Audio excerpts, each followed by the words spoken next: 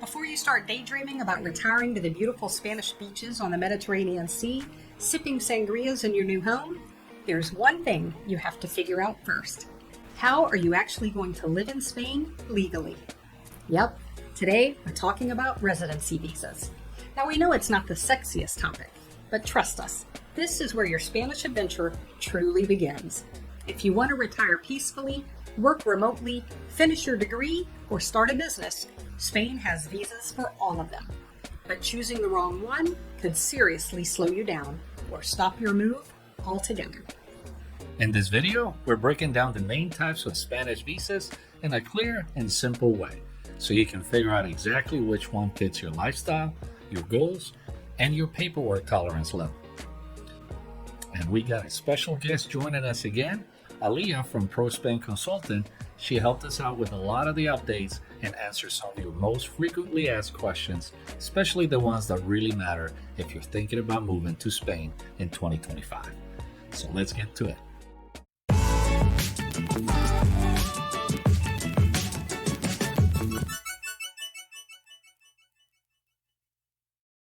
Hello travel bugs, Dianne and Guillermo again. We're back in Lisbon for the summer. If you've been following our channel, you know we've been going to Spain a lot. We've been up and down the Costa del Sol and further, from the Rock of Gibraltar all the way to beautiful Malaga. Make sure to check out the videos on all these coastal towns. This winter, we're going back. We'll be spending a month scouting towns east of Malaga, including Rincón de la Victoria, Torrox, and Nerja. Towns we've heard so much about, we can't wait to check them out and show them to you. This year, we've been exploring the Costa Blanca also. We had no idea of the many living options on that side of the coast and the lower housing prices. Our recent Alicante video has received great feedback. We're so grateful to you for that, and we're looking forward to showing you more. So make sure you subscribe and hit the bell to get notified when they get posted. There's so much more to see in Spain, and it seems like everyone wants to live there. But because of recent issues with over-tourism and the locals' obsession with wet t-shirt contests, a lot of changes have happened, like terminating the golden visa and the Spanish government's proposal to impose 100% tax on property purchases by non-EU buyers. But the reality is, while some regions are pushing back against over-tourism, many of these same communities also rely heavily on foreigners and tourism to support the local economy. It's a balancing act. Spain wants new residents, especially those who can contribute sustainably and help local businesses. And you want a new life and a new culture. It's not just about paperwork, it's about understanding and respecting the process. Now, we could have just Googled Spain Visas 2025 and read you a list, but that's not how we do it around here. We want you to get the real deal from people who do this every single day. Exactly. So we reached out again to our partners at Pro Spain Consulting. These are the immigration attorneys who've helped hundreds of people navigate Spanish bureaucracy. And let me tell you, after dealing with Portuguese paperwork ourselves when we moved to Portugal, you definitely want experts on your side. Okay, let's break down the main visa categories for 2025. They are organized by lifestyle because your visa should match how you want to live in Spain. So let's start with retirees. This is actually a huge part of our audience. The non-lucrative visa, or NLV, is a great option. It's for retirees or those with passive income. The financial requirements are currently €2,400 a month, plus €600 per dependent. You must have private insurance, and you are not allowed to work. Your initial residency is granted for 1 year, and each renewal is for 2 years. The main benefit of this visa is that it can be renewed for up to 5 years, and after 5 years of legal residency, you can apply for permanent residency. After 10 years, or 2 years for some Latin American nationals, you could be eligible for Spanish citizenship. The main benefit is that NLV visa is like a proper residence permit that allows you to move to Spain. It allows you to move with your whole family and stay here legally unlimited quantity of days during the year. You can travel, you can stay here. Also, the years that you spend here on NLV visa will be counted towards your permanent residency and future Spanish citizenship, if that will be the case. Now, keep in mind, one of the changes to this visa is that it has gotten a bit more strict about proof of passive income. So if previously it was enough to show enough savings on your bank account, also to show the bank statement, and in some cases to attach the passive income proof. Let's say if you want to submit application now and you only have bank account in the United States, and we need to provide these two documents. First is the bank certificate, or or bank statement of average balance in the last 12 months. The second document will be the bank certificate with the current balance on the date of 31st of December of the previous year. And what if you came in on an NLV and in your second year you get bored living the retired life, so you decide to keep busy and find yourself a job? Since the NLV doesn't allow you to work during your residency period, what options do you have? After the first year, after the first renewal, it's possible to, we call this process modification, but in fact it's switching from NLV to work permit in case if you will have an employer in Spain, or to work permit as a self-employed. In Spain we call them Autónomo. So this possibility will be available for the NLV holders after the first renewal, but also if the situation will be changed from NLV, you can switch at any moment to digital nomad visa or to highly qualified professional visa in case if you, for example, will find a job in Spain and you will be qualified as a highly qualified worker. The NLV is one of the most common visas for retirees, and as of 2024, Spain received over 70,000 visa applications, an increase of 7% compared to the 65,000 the previous year. 6,800 British nationals have applied, while a little over 5,000 Americans have done the same. Now let's talk about our digital nomads and remote workers. People who can work from anywhere and want that anywhere to be Spain.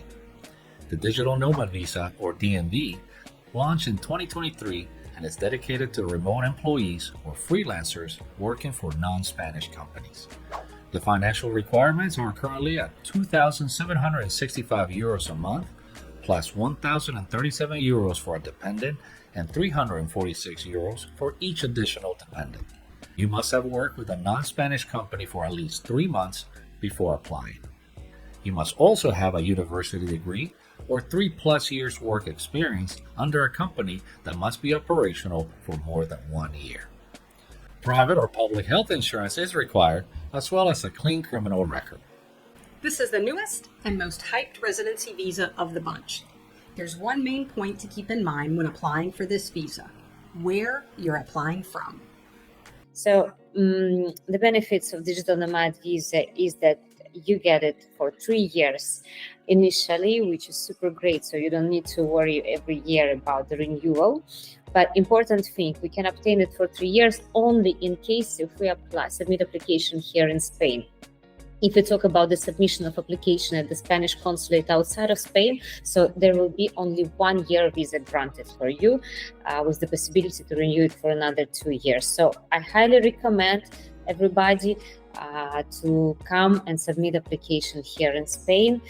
You'll have less expenses in future, less stress, and it's like you will be calm for the next 3 years, let's say. But again, it's maximum of 3 years, but it could be limited by the duration of the contract. So let's say if your contract is for 1 year, then the visa will be granted for 1 year. Another big plus when choosing this visa is that you can move with the whole family and submit applications all together at once, or you can add your family members later on during your stay. Another great thing is that family member of digital nomad have the full work permit in Spain. So let's say the digital nomad himself is like supposed to work only for the companies outside of Spain, but the spouse of the digital nomad has the work permit as an employee in Spain and as Autónomo also. The best part of the digital nomad visa, you can enter Spain as a tourist and apply for the DNV then. By doing it this way, you get a super fast approval. You get it approved in 20 working days, which is like, let's say, in 1 month. Yeah. And the great thing is that, yes, if you come here as a tourist, we submit application here, then you don't need even to travel back. You can stay here. You can wait until the moment it will be approved. Then we just do the fingerprints at the police office. And 1 month after, you get the residence card for 3 years. But if you apply from your home residence, many consulates have stricter rules before approving the digital nomad visa applications. And yet, this visa remains popular. Recently, we started to receive more requirements how to prove your previous professional experience. And if previously we were able to prove it with your previous professional contracts with the companies, for example, proving that you have more than 3 years of experience. So now the immigration bodies, they ask not only for these contracts or letters from the companies, but also for all the constitutional documents of those companies with the legalization and translation into Spanish, which makes sometimes the paperwork more complicated.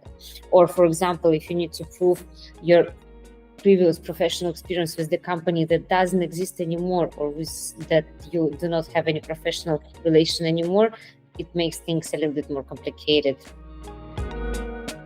By the end of 2024, there were almost 28,000 of digital nomad visa holders, and end of the first quarter of 2025, it was already increased up to almost 33,000 digital nomad visa holders. There are almost 3,800 North Americans digital nomad visa holders. Now, here's something that might surprise you.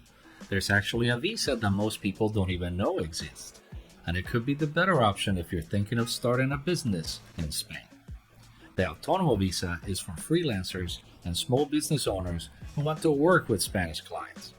The process can be a little tricky and it's rather difficult to receive approval as the requirements are quite extensive and can be somewhat subjective. First, you can apply from your home country, but there's a benefit to applying from within Spain. It's quite similar to digital nomad visa in order to be approved quite fast, because once you're here in Spain, and again, we recommend to submit applications from here, from Spain, then it takes 20 working days to get your decision. Second, you'll need a solid business plan, and we mean solid. Spain expects you to generate income to benefit the Spanish economy, so it will need to be innovative, sustainable, and able to provide jobs. You also need proof of qualifications and evidence of potential local income or clients. We hear they even ask for letters of intent from current and past customers. We understand that it is quick to get approved if you follow all the requirements to the T, but the hard part is when you want to renew. But then to modify it or to renew it is another nightmare, because you need then to follow and to do everything that what is written in your business plan. For example, you pointed there that you will hire 10 people because that's one of the requirements. You need to create jobs in Spain. And then and then on the first couple of years, you hired only 2 of them instead of 10. Then this might be a reason to reject, to deny. The possibility to jump from entrepreneur visa to something else, we can always switch from entrepreneur visa, for example, to digital nomad visa if your situation will be different, or from entrepreneur visa to highly qualified professionals visa also. One of the positives of this visa is that you can have up to 4 business partners for the entrepreneurship, and each partner can bring their family members. So you can move with the whole family. Also, to one business project, you can come up to 4 founders, which means that 4 founders with the family could come with one business project. You can apply for back home loan, even though you will become Autónomo, but Autónomos are not eligible for back home loan in Spain, but entrepreneurs, yes. So that's all those things that make this entrepreneur visa kind of attractive, but not everybody speak about the possibility later on to renew it, and in general, the chances to get approved. The Beckham Law is a tax incentive we cover in more detail in our Spanish Taxes for Expats video that you can watch after this one.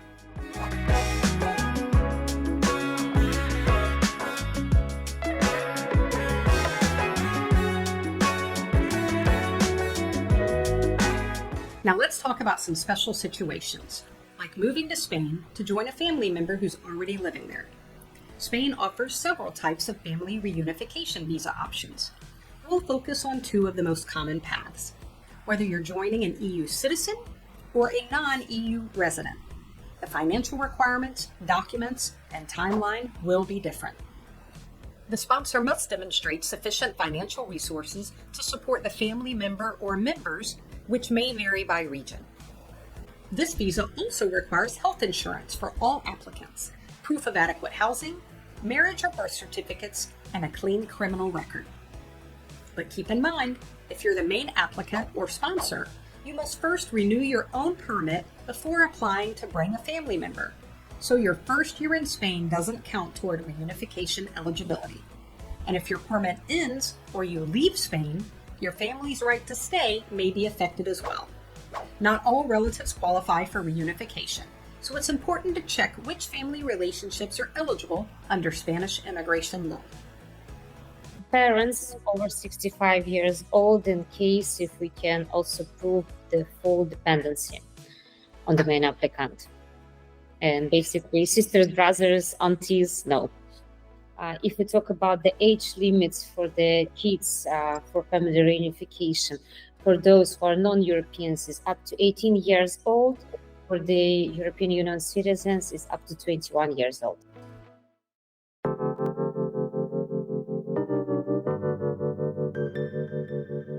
Now, the Spanish student visa is your golden ticket if you're planning to study, learn Spanish, or take part in vocational programs in Spain. You can live legally in Spain and sometimes even work part-time while you study. Whether you go into language school or a university, this visa opens a lot of doors. You must show financial means to support yourself of 7,200 euros per year, have health insurance, and be enrolled in an accredited Spanish school. There have been recent changes to the student visa, one of the most important one being that the length of your visa can match the length of your study program. The good thing about the new changes is if you, for example, go to Spain for, bachelor program that will take up to 3-4 years, then your visa could be approved for all this period of time, which means that you will not need to extend it every year. Because previously, the student visa was only up to 1 year, and even though you have the program for 3-4 years, you needed to renew it every year. And if you're a retiree thinking of applying for a student visa to just take language courses, think again. A very popular option people have taken advantage of over the years, there has now been a big change. It's no longer possible to submit application for student visa from Spain, for the language course, which was super popular way to move here to Spain and study Spanish and start your Spanish life. Now it is no longer available. It's only possible to submit application at the Spanish consulate outside of Spain. Age can influence how strictly consulates evaluate certain parts of the application. Remember that each consulate may have different requirements, and even though there's no official age limit, some consulates are not happy to approve visas for older applicants. And once you've completed your studies and your time as a student comes to an end, you naturally start asking yourself, what now? Can I stay in Spain? Can I work? Then once you're graduated, you can extend your stay with, we call it job searching visa, job seeking visa, that will allow you to stay here legally in order to search for a job here in Spain. It will not allow you to work, but to stay here legally, to extend your stay up to another 1 or 2 years to search for a job. It's a great possibility also. Or you can switch from student visa to work permit in case if you already have an employer, or become self-employed Autónomo in case if you're going to do your own business and apply with the business plan.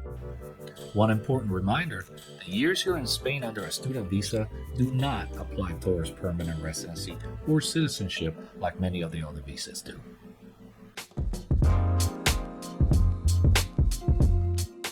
So those are the most typical Spanish visas currently available, although there are plenty more.